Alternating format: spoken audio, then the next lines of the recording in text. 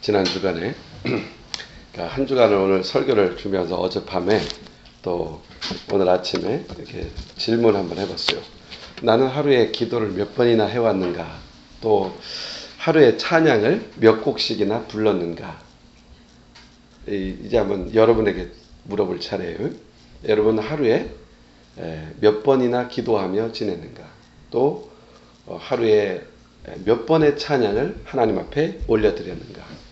다윗은 물론 식사 기도하고 뭐 이런 걸 다 포함한다면 많이 있겠죠. 근데 이 기도는 진지하게 하나님과 대화하는 그런 시간을 말하는 거예요. 이 다윗은 하루에 3번을 그렇게 기도했다고 말해요. 그리고 다윗은 하나님 앞에 하루에 7번씩 찬송을 드렸다고 이렇게 고백하고 있어요. 자, 시편에 보면은 다윗이 하나님 앞에 찬송 드린 내용을 적어서 그것이 시로 적어서 남겨진 것들이 바로 시편 기록 속에 상당히 많이 있죠. 그 다윗의 시편을 쭉 읽어보면은 대충 찬양한 게 없죠. 깊은 묵상이 있고요, 간증이 있고요. 그렇단 말이에요. 그래서 다윗 시편을 가만히 읽어보다 보면은 그 사람이 찬양을 정말 마음으로 드리고 있구나, 영으로 드리고 있구나, 그는 진짜 영의 사람이구나, 이렇게 알게 되죠. 그래서 참 은혜를 받게 됩니다. 창세기 찬송가에 보면은 534장 3절에 보면 이런 가사가 있어요. 사실 오늘 같이 부르려고 하다가 또 찬송은 다른 곡을 선택했습니다만은 어두운 그날 닥쳐도 찬양을 쉬지 마세.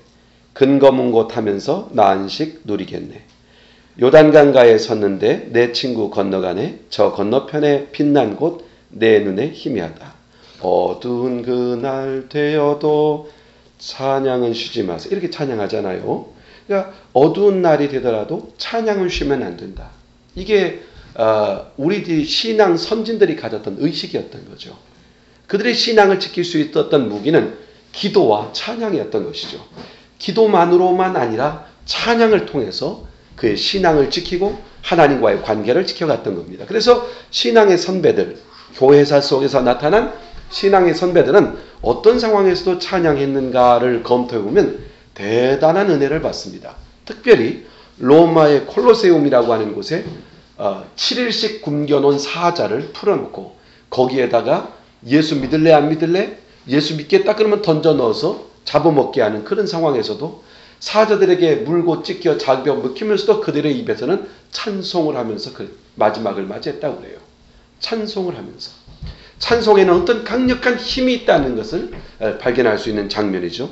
불타는 장작더미 위에다가 예수 믿는다는 이유 하나로 사람들을 몰아넣고 불을 태워서 태워 죽이는 그런 사형법도 있었는데, 그런 순교회를 당할 때도 사람들이 그 불 속으로 장작더미로 걸어 들어가면서도 찬양을 하면서 들어갔다는 거예요. 또 이 만주 땅에서 어떤 목사님이 그 선교 사역을 하다가 일제 군인들에게 잡혀가서 심한 고난을 당하고 또 예수 복음 전하다 잡혀온 일뿐만 아니라 또 민족적인 이유도 있었겠습니다만은 그 예수 믿는 목사님이라는 이유 하나로 막 이 살가죽을 그냥 벗겨서 죽이는 그런 잔혹한 살인, 잔혹한 그런 죽임을 당하는 가운데서도 이 목사님은 마지막으로 찬송을 부르면서 그 고난을 이겨갔다고 하는 그런 교회사적 기록이 있습니다. 이렇게 열악하고 정말 최악의 상황에서도 정말 신앙인들, 정말 예수 그리스도를 믿고 있는 사람들이 놓치지 않았던 것, 두 가지를 딱 잡으라고 한다면 기도와 찬양이었다는 것이죠. 그런데 평화롭고 안정된 세상에 우리가 지금 살고 있잖아요. 그런데도 불구하고 환난의 때, 핍박의 때에도 찬양을 놓지 않았던 것이 신앙의 모습인데, 우리는 편안하던 이유 때문에 오히려 찬양을 놓치고 찬양하지 못하고, 다윗은 하루에 7번씩 찬양했어요. 왕이면서도 불구하고. 그런데 우리는 하나님 앞에 한 곡의 찬양도 불러드리지 못하고 하루를 보낼 때가 있었다는 것은 참으로 안타깝고 부끄러운 일이 아닐 수가 없다는 겁니다. 하나님은 찬양을 받으시는 분이시다, 이렇게 성경을 명확하게 이야기합니다. 하나님 그분은 찬양을 받으시는 분이시다. 찬양 받기 위해서 이스라엘을 선택했다. 그러면서 주님 어느 정도로 말씀하시냐면 만약 이스라엘 너희들이 찬양하지 않으면 돌을 들어서 나무들을 들어서 찬양하게 할 것이다. 하나님은 반드시 뭘 받으시는 분이에요? 찬양을 받으시는 분이시다. 이것을 우리에게 명확하게 가르쳐주고 있다는 얘기예요. 그러면 왜 우리가 하나님께 찬양을 반드시 해야만 하느냐? 하나님께서는 사람을 만드신 목적이 우리를 지으시고 우리를 택하시고 우리를 구원한 목적이 우리를 통하여 찬송을 받으시기 위함이다 라고 말씀하셨기 때문입니다. 우리를 예수 그리스도를 보내서 그리스도의 보혈의 피로써 우리를 구속하시고 새 생명을 갖게 하신 이유도 하나님을 찬미하게 하기 위함입니다. 또 날마다 죄를 사해 주시고 우리가 더러운 가운데 죄악 가운데 있지만 주님 앞에 나오면 언제든지 씻어주셔서 새 사람 만드시는 것도 우리를 통하여 찬송을 받으시기 위함이다. 그래서 여러분 서신서를 보고 성경을 보면은 성경 13권이나 썼던 사도 바울도 찬송하라, 찬송하세, 찬양하자, 찬송하리로다. 끊임없이 그는 하나님을 찬양해야 된다는 것을 반복적으로 가르쳐주고 있고 시편이나 기타 성경을 보게 되면 여호와를 찬양하는 찬양의 노래가 성경에 상당수 기록됨으로써 그 성도의 본분이 찬양하는 데 있다는 것을 명확히 해두고 있는 것입니다. 바울과 실라가 성령의 지시를 받았어요. 그리고 마게도니아 지역을 선교하라는 명령을 받았어요. 그래서 마게도니아 지역으로 환상을 보고 꿈속에서 환상을 보여줬어요. 마게도니아의 환상. 원래는 이 바울이 선교하려고 했던 지역은 아시아였던 것이죠. 인도나 저 중국 쪽으로 향해서 선교하러 가려고 했어요. 그런데 하나님께서는 그의 방향을 막으시고 마게도니아 방향을 환상을 보여주시고 마게도니아 사람들이 갈급해하면서 그를 요청하고 있는 그런 환상을 보게 함으로 그쪽 방향으로 틀게 하시죠. 마게도니아로 선교여행을 떠날 때 실라라고 하는 동역자와 함께 동행을 했습니다. 그리고 첫 번째 도달했던 성이 바로 빌립보라고 하는 도시입니다. 빌립보에 도착해서 선교사역을 감당합니다. 선교사역을 하기 위해서 필요했던 것은 기도와 찬양이었죠. 그래서 먼저 기도하기 위해서 바울과 실라가 가고 있는데 길 한 구석에서 한 사람이 점을 치고 있어요. 귀신 들려서. 어떤 사람의 노예처럼 귀신 들려서 점을 쳐주고 그 수익금은 다른 사람이 가져가요. 이 광경을 보고 불쌍히 여겨서 바울과 실라가 그에게 다가가서 예수의 이름으로 그 귀신을 쫓아내고 자유케 합니다. 이 사건으로 인해서 손해를 보게 된 점을 치는 귀신 들린 사람의 돈을 가져가던 사람이 이 바울과 실라를 고소하게 되죠. 자, 법정에 끌려왔어요. 그런데 문제는 이겁니다. 나그네예요. 유대인이에요. 본토인이 아니에요. 그러니까 재판 절차도 받지 않고 무조건 때리는 겁니다. 무조건 때려요. 그냥 반죽음을 만들어 놓고 기절한 상태에서 찾고 쇠로 된 수갑과 발목에 채워가지고 깊은 감옥에 가둬둔 거죠. 그런데 문제는 이겁니다. 이 두 사람의 상황, 이 두 사람이 처한 이 심각한 상황에서 하나님 앞에서 선교하려고 이렇게 왔는데 귀신 내쫓았다는 그 선한 일 때문에 억울하게 고통을 당해요. 어떻게 보면 참 분노가 일어날 만한 일이죠. 그런데 오늘 본문에 보면은 이 두 사람은 감옥 속에서 깨어나서 먼저 한 일은 뭐냐면 불평하거나 자기 상황에 대해서 탄식하거나 이게 아니라 도리어 하나님을 찬양하고 경배했다고 되어 있어요. 하나님께 감사하고 하나님을 찬양했다. 참 이해되지 않는 일이죠. 그리고 이 찬양과 감사는 놀라운 결과들을 가져온 것을 오늘 본문에 기록하고 있습니다. 어떤 상황에도 감사하고 찬양한다는 것, 이게 영의 사람이 하는 일이죠. 그리스도인들이 하는 일이에요. 성경은 분명히 말합니다. 어떤 상황에도 감사한다는 것, 즉 범사에 감사하는 것, 이것이 기독교의 정신이고 그리스도인의 생활 방식이다. 이렇게 가르쳐주고 있는 겁니다. 어떤 상황에도 감사해라. 어떤 경우에도 감사해라. 자, 지금 귀신을 내쫓았다는 이유만으로 실컷 두들겨 맞고 피투성이가 된 채로 지하 감옥에 착고에 채워서 쇠수갑에 채워서 쇠사슬로 묶여서 감옥에 갇혀있는 바울의 모습 참 참혹하죠. 그런데도 감사하고 찬양했다. 이게 그리스도인의 모습이다. 지금 그것을 지금 가르쳐주는 겁니다. 세상에서 억울한 일과 어떤 처지에 있든지 간에 감사할 수 있는가. 이게 하나님이 우리를 향한 뜻이다. 이렇게 바울과 실라를 통해서 명확하게 가르쳐줘요. 지난주에 아들 요한이한테 이게 메시지가 하나 왔어요. 카톡을 통해서 메시지가 왔어요. 참 의미심장하게 와닿았고, 그래서 하루 종일 생각하면서 참 맞는 얘기다. 참 그렇구나. 그렇게 생각했던 내용의 글이에요. 한번 제가 읽어볼게요. 뒤집어 생각해보면 모든 것이 고마운 일이지요.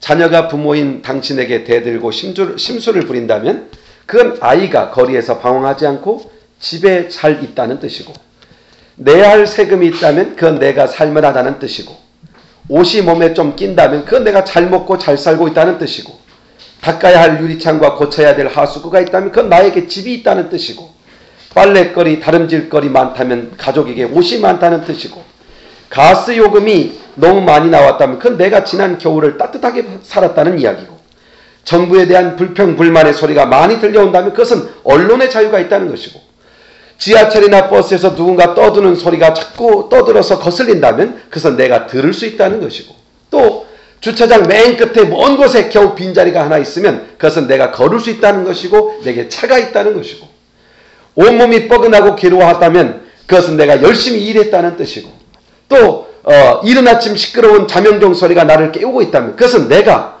살아있다는 뜻이 아니겠는가. 생각해보면 나를 괴롭게 하고 나를 힘들게 하는 것 같은 그 내용을 다른 각도에서 보면 그것은 오히려 감사의 이유가 되더라는 얘기죠. 관점의 차이예요.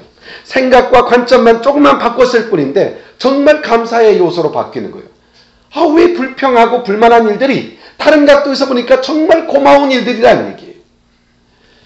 범사에 감사하라. 이는 그리스도 예수 안에서 너희를 향한 하나님의 뜻이니라. 바로 이 믿음, 이 생활의 가치, 이런 정신, 이런 관념, 이런 가치, 이게 뭡니까? 그리스도인이 보고 사는, 그리스도인이 느끼고 말하는 그리스도인의 삶의 방식이라는 얘기죠. 그게 뭐예요? 범사에 감사하라. 오늘 본문에서 나오는 바울과 실라 억울하게 내맞았죠. 이유도 묻지 않아요. 또 변론할 기회도 찾주지 않아요. 무조건 때려요. 그리고 감옥에 가둬버렸어요. 충분히 억울하죠. 이 세상에 살면서 억울한 것, 억울한 일을 당하는 것만큼 분통 터지는 일은 없어요.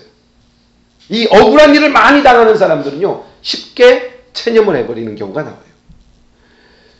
희망이 없다고 느껴지는 거예요. 너무 억울하니까. 살 의욕조차 없는 거죠. 그런데 그들은 감옥에 갇혀있는 바울과 실라는 분노하지도 않았어요.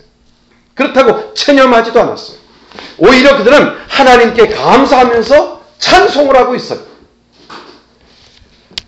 바로 그때 이 옥에 놀라운 사건이 벌어지죠. 호련히 큰 지진이 일어나더니 옥터가 막 흔들려요. 그러더니 아주 묵직한 이 철장문이 하나씩 스르스르 다 열려버리는 거예요. 그리고 몸에 매어놨던 무거운 착고들이, 쇠줄들이 하나씩 다 끊어져서 사라져버려요. 두 사람은 자유롭게 당당히 걸어서 철문을 통과해서 밖으로 나올 수가 있었어요. 이런 역사가 여기에 일어났어요. 바로 이것이 어떤 상황에서 벌어진 일입니까? 그들은 불평, 원망할 수 있는 상황이지만 도리어 하나님을 찬양했습니다. 감사했습니다. 그런 열악한 상황에서도 찬양할 요소를 찾았고 감사의 요소를 찾았다는 것이죠. 하나님께 찬양하고 감사할 때 터가 흔들리고 옥문이 열리고 착고가 풀렸다. 뭘 의미하는 겁니까? 찬양에는 힘이 있다는 겁니다. 우리가 찬양을 부를 때 거기에 능력이 나타나는 것이고 힘이 나타나는 겁니다. 하나님을 향한 찬양에는 능력이 따라온다는 사실을 이 본문을 통해서 우리에게 가르쳐 주려고 하는 거예요. 기도하기 전 우리가 먼저 찬양해요. 왜 그렇죠? 찬양할 때 기도할 힘을 얻는 거예요. 전심으로 찬양해 보세요. 저절로 기도가 나와요. 찬양을 했는데도 기도가 잘 안 된다. 그건 뭡니까? 전심으로 찬양하지 않았기 때문이에요. 전심으로 찬양하면 능력이 임해요. 기도할 힘이 생겨요. 그 찬양하기 전에 기도할 수 있는 거예요. 찬양하는 거예요. 기도하기 전에 찬양하고 찬양하며 기도하고 이러는 겁니다. 우리가 예배할 때도 반드시 찬양이 들어갑니다. 찬양이 없는 예배는 없습니다. 왜 그렇습니까? 찬양할 때 하나님께서 임재하시고 찬양 가운데서 우리에게 놀라운 예배할 힘을, 영적인 힘을 공급해 주는 겁니다. 언제 어디서나 찬양하며 살아야 하는 그 이유가 뭡니까? 찬양 속에는 놀라운 하나님의 은혜와 능력이 우리 안에 임하는 놀라운 방편이기 때문이라는 얘기죠. 그래서 주님은 시와 찬미와 신령한 노래로 하나님을 찬양하라 라고 사도 바울을 통해서 우리에게 가르쳐줬던 겁니다. 그러면은 하나님을 찬양할 때 우리는 어떤 능력을 경험할 수가 있을까 궁금해지지 않습니까? 오늘 본문에 보면은 몇 가지 아주 좋은 예들을 제시해주고 있습니다. 먼저 이 찬양은 주어진 상황에 압도당하지 않고 오히려 그 주어진 상황을 변화를 일으키는 그런 놀라운 파워로 나타나고 있습니다.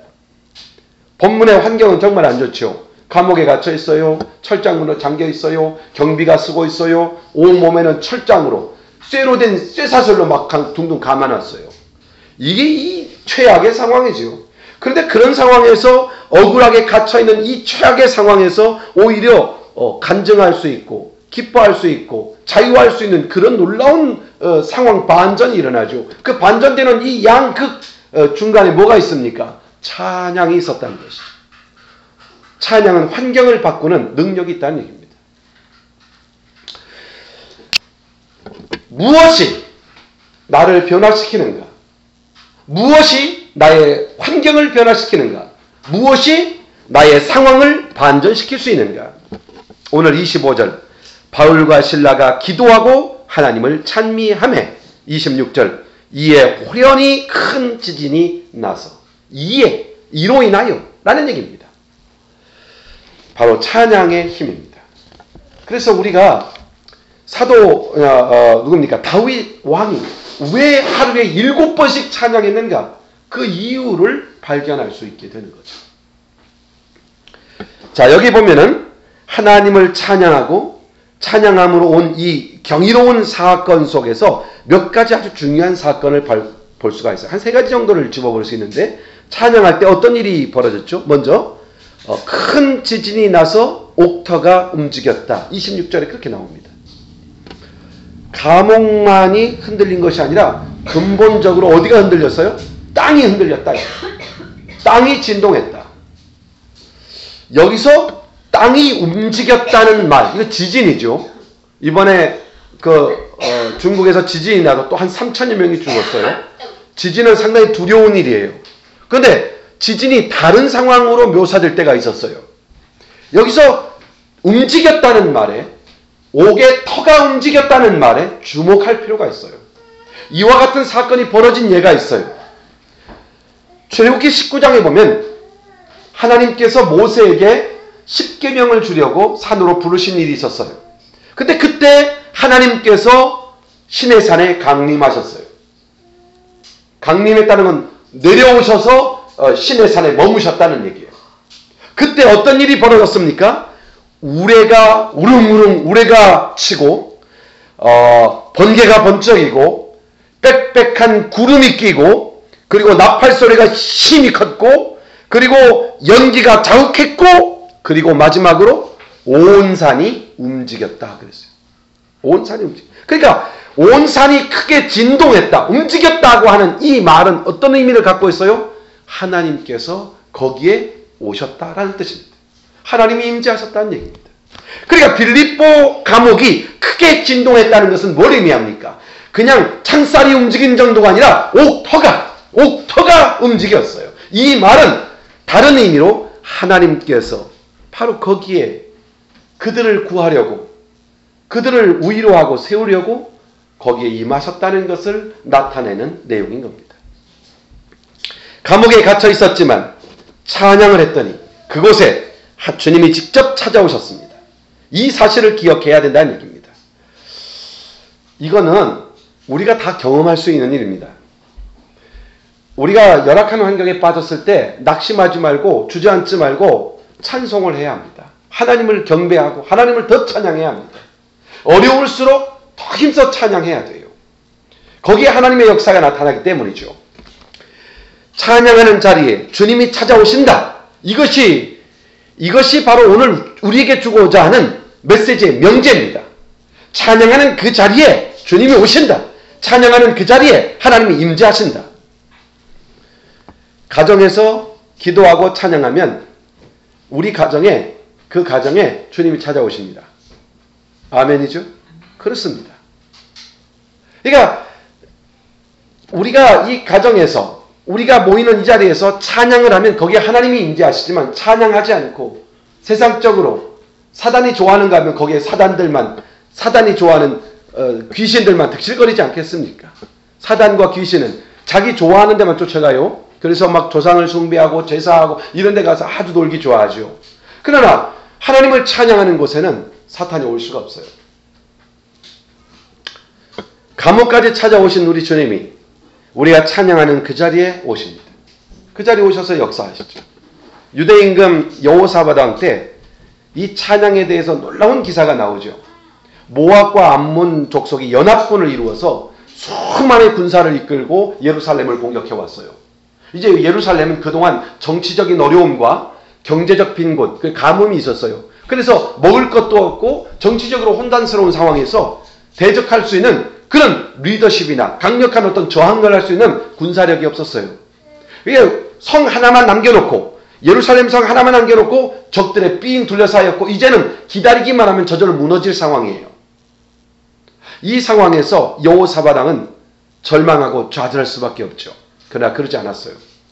여호사밧 왕은 경건한 왕이에요. 하나님을 믿는 왕이며 하나님을 신뢰하는 왕이었어요. 그는 자기가 더 이상 무엇을 할 수 없다는 것을 알았어요. 그리고 자기는 무엇을 지금 대적들이 코앞에 와서 무너뜨릴지라도 우리는 마땅히 마지막까지 해야 될 것, 그 본분이 뭡니까? 왜 이스라엘을 선택했다고요? 찬양하기 위해서. 왜 자기 백성을 선택했다고요? 찬양하기 위해서. 그래서 여호사밧은 군사들과 민간인들 중에서 찬송을 잘하는 사람을 수백 불러서 성가대를 조직합니다. 그리고 밤새도록 하나님을 찬양하게 합니다. 그때 어떤 일이 벌어졌습니까? 역대하 20장 22절에 보면은 이런 말씀이 나옵니다. 그 노래와 찬양이 시작될 때 여호와께서 복병을 두어 유다를 치러 온 암몬 자손을 치게 하심으로 저희가 패하였다. 무슨 얘기입니까? 성 안에서 하나님을 찬양하고 있는데 밖에 복병이 어떻게 있을 수 있어요? 그 복병이 누구겠습니까? 당연히 천군천사죠. 당연히 천군천사죠.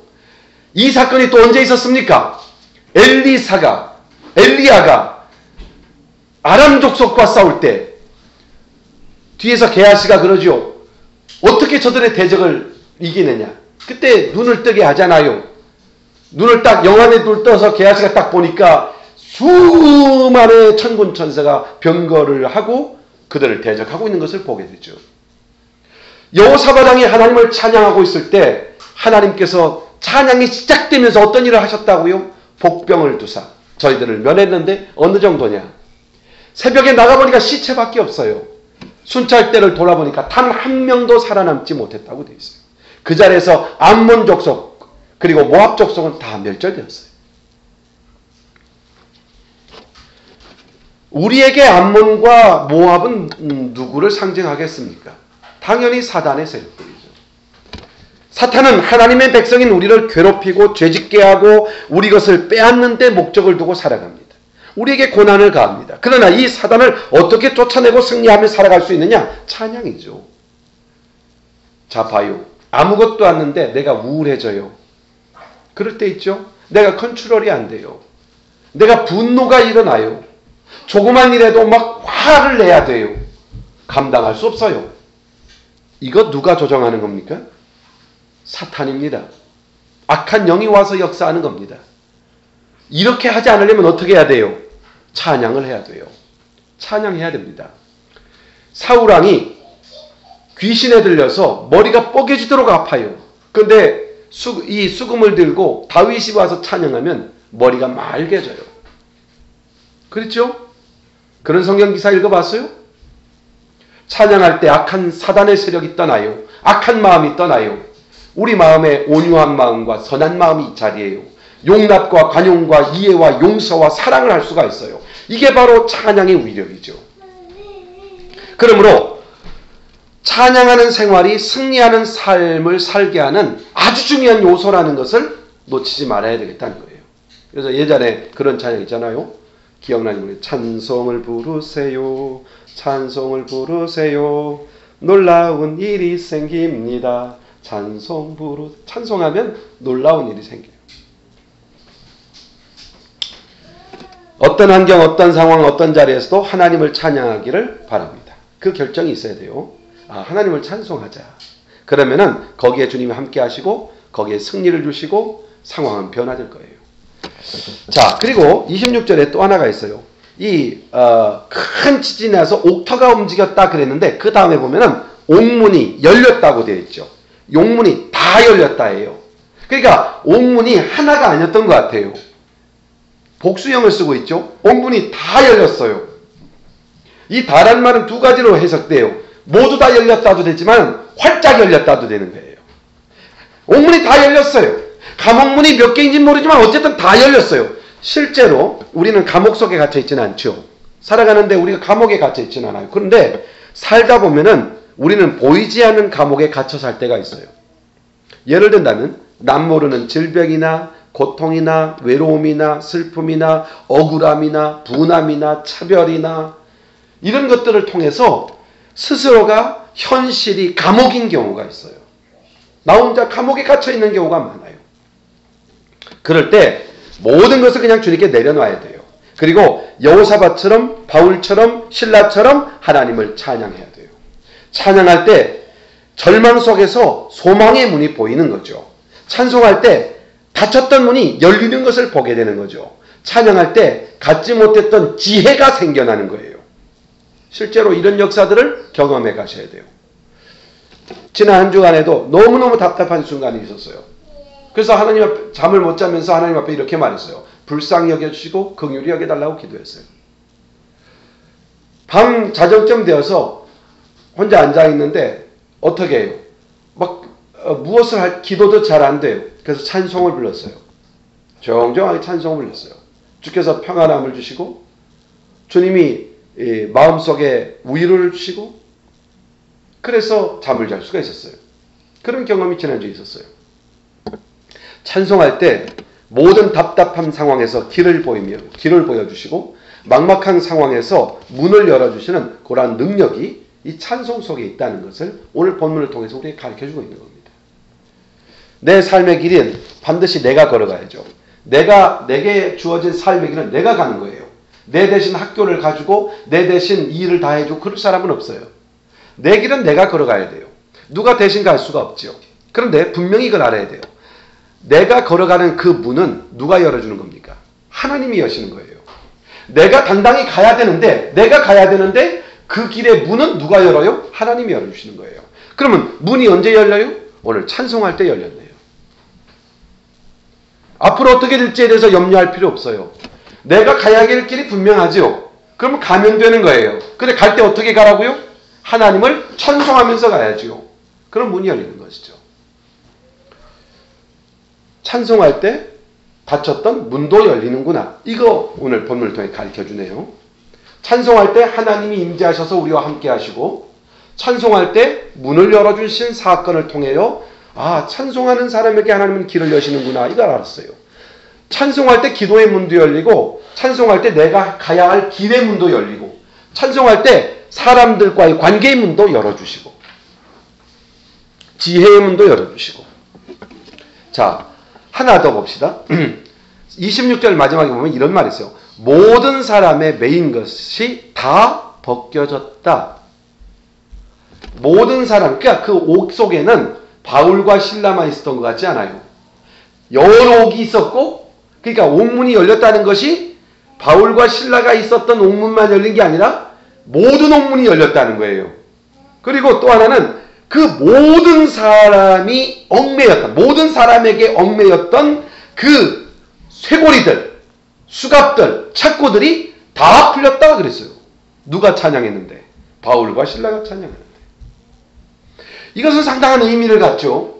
풀렸다, 다 벗겨졌다, 자유로워졌다는 거죠. 자유가 주어졌다는 거예요. 감옥의 죄수는 한 곳에 이렇게 착고만 채였던 것 같지 않아요? 손도 채고 발도 채고 몸에는 이렇게 막 끈으로 고탱스럽게 막 이렇게 감고, 옛날 우리나라 조선시대에 보면은 이 목에다가 큰 거 뭐 칼을 차고 다니게 하고 막 이렇게 무거운 걸로 눌러놓고 죄수를 가만히 가둬두지 않고 그렇게 고통을 가하는 경우처럼 아마 여기도 그런 형상인 것 같아요. 그런데 이 모든 것이 한꺼번에 다 풀려졌어요. 더욱이 기이한 일은 바울과 실라만 아니라 감옥에 있는 모든 죄수가 자유케 되었어요. 찬양은 내가 하나님 앞에 찬양을 드릴 때 이 찬양의 소리는 나를 자유케 하지만 이 찬양의 소리를 듣는 사람에게 또 자유를 준다는 거예요. 그런가요?